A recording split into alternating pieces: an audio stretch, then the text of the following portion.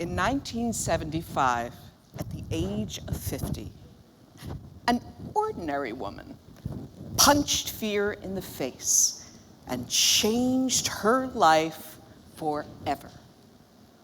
Her name was Miriam. She was my mother. This is the story of her personal transformation and what I learned from her. When my brother and I were very young, we had ordinary lives. Our father was hardworking, loved to watch ball games on weekends, and take us for long rides in the family car. At night, before we went to bed, he'd read us poems from this big black book. Sometimes he'd recite one of his own. Our mother was a stay-at-home mom with a real flair for decorating. She'd have a hot meal on the table every night. But what was really special was that she would teach us these silly songs on those long car rides. I actually think she did it to keep my father from talking. Here was one. Mr. Moony Moon, Moon, where are you hiding? Are you hiding in the trees? No, no, no, no, no, no, no. Are you hiding behind the house? No, no, no, no, no, no, no. And then, one day, everything changed. My father lost his job. Then we lost our house. And then my father lost his mind. My mother saw the man that she loved drift further and further into a deep depression until he had to be hospitalized. With nowhere to live and no money, the four of us moved into my grandmother's tiny two-bedroom apartment where she lived with my grown aunt and uncle. 7 people in that tiny place.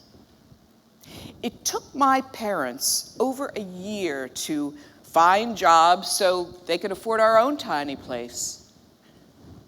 By that time, my father had stopped taking his medicine. Those were dark days.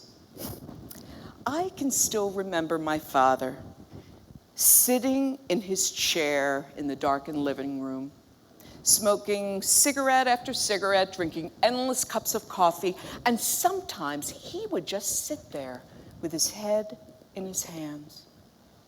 When he did interact with us, he was negative, angry, impatient, and every now and then he would fly into a rage.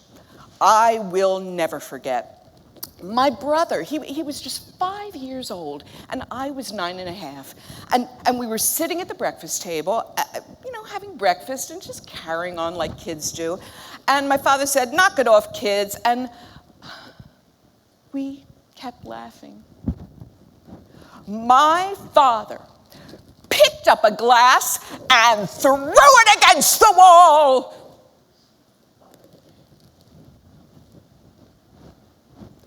My mother had become almost invisible. Every now and then, she would make a suggestion to my father, try to cheer him up, express a point of view. And he would respond with things like, "Miriam, I'm talking!"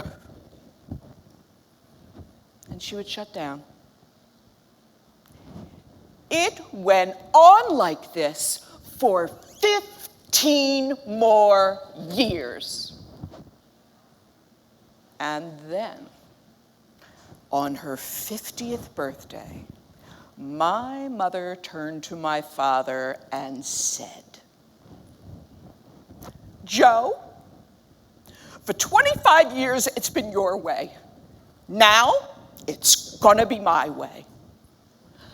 I want a house. I want to own something. I want friends. I want to go on a vacation at least once a year. And I want to own at least 10 shares of stock. I want a life. You can either go to the doctor and get medicine for your depression and do what I say, or I'm leaving. Miraculously, he agreed.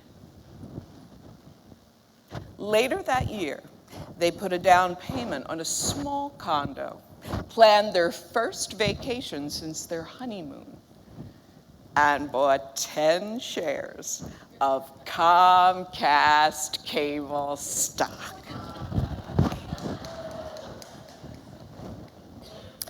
The following year, a client of my mother's boss approached her and said, "Miriam, I'm starting a new business and I'd like you to be my first employee. I just took a building in the suburbs. I need you, Miriam. Will you do it?" "Paula, that's wonderful. What kind of business?" "Miriam, it's that new industry I've been talking about. Cable TV." It was 1976. "Paula, the suburbs? I don't drive. How would I get there?" That is a problem. Well, I guess we could keep a small office here, and you could take public transportation the way you always have." "Nah, I'm going where the action is." So, Miriam Sandler, age 51, bought a car, learned to drive, and became the first employee of Harron Communications Corp. 20 years later, when Paul Harron Jr. sold part of the business to Adelphia Cable for $1.3 billion cash, to thank my mother, he gave her $1.3 million cash and a brand new Cadillac.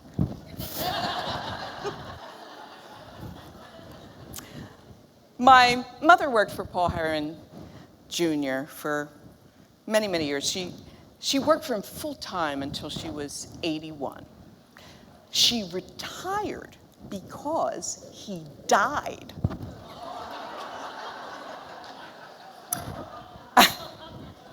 Posthumously, Paul Harron Jr. was inducted into the Broadcasters Hall of Fame as a pioneer in the cable industry. And as for Mom, she became a model for a boutique that she frequented because, well, they thought she looked so stunning in their clothes. A tiny woman, but a perfect size 8. My mother's transformation, the way she changed her life, taught me so much about the power that we have deep inside of us. But her dying taught me more. Shortly after my mother retired, my father got sicker and sicker, and she took care of him until he died when he was 87. The following year, my mother learned she had lung cancer and had only a few months to live. It fell to me to take care of her.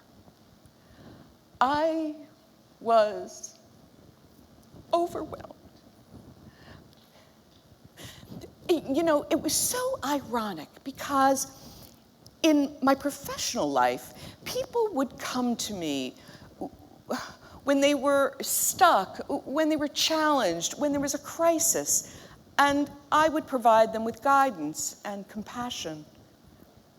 But in this case, it was different. You see, I was the kind of person, when somebody would get sick, I'd get sick too. Handle my mother's financial matters? Numbers made me dizzy. Make her medical decisions? I really wanted to run. And my mother knew it. But my mother needed me, so I punched fear in the face, and I grew up. At 55 years old. Toward the end, my mother said, "Sue, I didn't think you could do it, but you did. I'm proud of you. Now, it's your turn." So here's what I learned from my mother. It is never too late to have the life you want. And we can be more. You can be more. I want to invite you to make Miriam's story your story and have the life you want. Here's all you need to do to get started. 1, decide on the life you want. 2, punch fear in the face. And 3, take a first step as if your life depends on it. It does. Thank you.